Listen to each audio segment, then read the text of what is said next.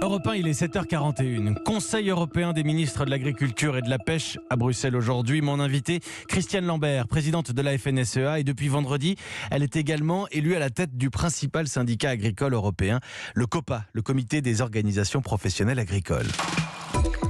Le tête-à-tête. Mathieu Béliard. Bonjour Christiane Lambert.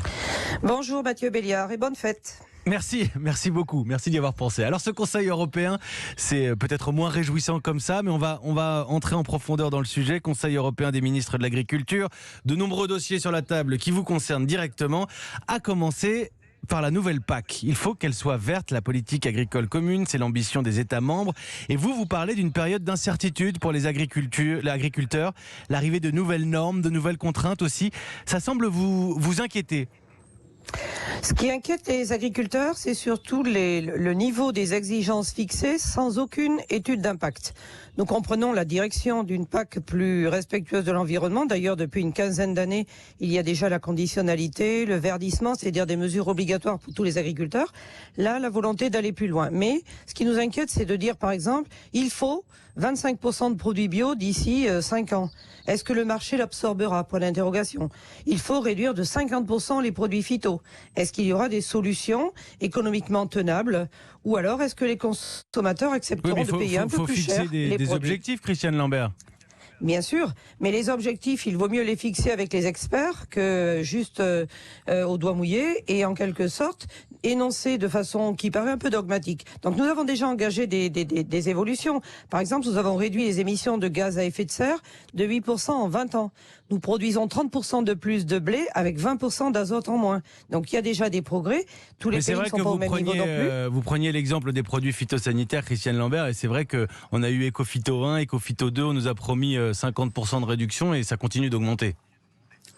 Oui, mais qui vous a promis ? Qui vous a promis à l'époque du Grenelle de l'environnement des gens qui ont dit comme ça en claquant des doigts, il faut baisser de 50%. C'est pas des gens, ce sont des élus en fait. Des élus politiques, bien sûr, le président Sarkozy et le Grenelle de l'environnement. Mais quand aucun moyen n'a été mis sur la recherche pour trouver des solutions, c'était juste une incantation. C'était évident que ça ne marcherait pas. Donc je pense que les politiques doivent aussi être raisonnables. C'est la meilleure manière de décourager et les agriculteurs et les citoyens de lancer des chiffres comme ça.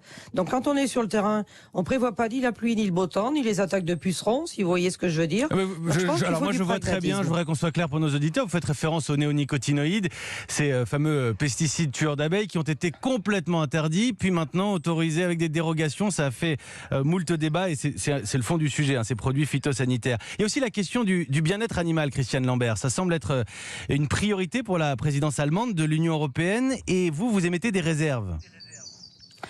Le bien-être animal fait partie intégrante du métier d'éleveur. Je suis éleveur de porc depuis 30 ans. C'est évident qu'on ne travaille pas aujourd'hui comme on travaillait il y a 30 ans. Ce qui nous ennuie par contre, c'est quand on voit la rapidité avec laquelle les choses se mettent en place. Il faut 20 ans pour amortir un bâtiment d'élevage. Donc les décisions au claquement de doigts tous les 3 ans, c'est compliqué à suivre pour les agriculteurs. Et puis les acheteurs ne sont pas toujours au rendez-vous. Aujourd'hui, quand on essaye d'étiqueter le bien-être animal ou de faire savoir, il n'y a pas toujours les consommateurs au rendez-vous. Je vous donne un exemple. Les œufs de poules libres, c'est-à-dire les poules qui ne sont pas en cage, plus 47% d'achats, c'est vrai, mais moins 6% sur le prix. Donc l'équation volume-prix, elle est toujours présente dans nos raisonnements. Donc le bien-être animal, oui bien sûr, et nous avançons, mais tout dirigé par des injonctions ne colle pas toujours aux réalités de marché ou de comportement des consommateurs. Quelques-uns des chantiers qui vous attendent.